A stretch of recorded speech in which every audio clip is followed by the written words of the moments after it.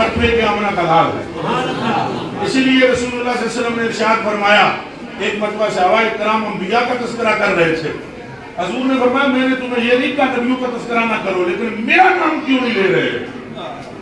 میں حبیب ہوں، میں حامل لوائے الحمد ہوں۔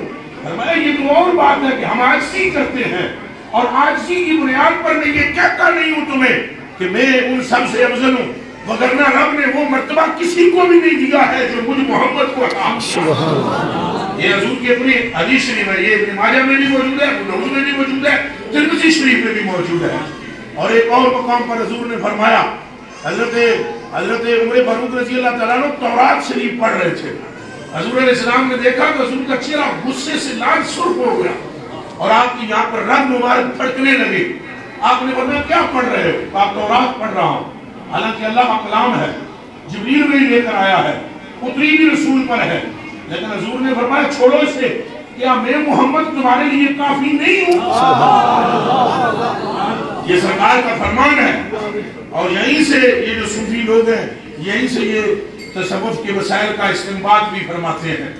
اور پھر حضور نے فرمایا لو اصبح موسیٰ فیکم، اگر صبح حضرت موسیٰ علیہ السلام تمہارے درمیان آ جائیں، ثم اتبعتموہ، اور پھر تم میری موجودگی میں موسیٰ کی طرف خالی دیکھ لو، لَضَلَلْتُمْ، تم سارے گمراہ ہو جاؤ گے۔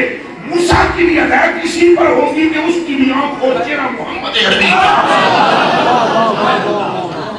عقل مندوں کے لیے اشارہ کافی ہے اس میں، جس کو نہ سمجھ آئے اسے نہ آئے، عقل مندوں کے لیے اشارہ کافی ہے۔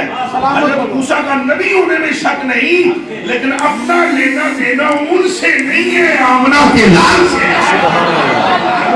ان پر سلام ہو، ان پر درود ہو، وہ نبی ہیں، پیارے ہیں، لیکن کل قیامت کے دن آپ میں سے کسی ایک کی بات حضرت موسیٰ نے نہیں کرنی۔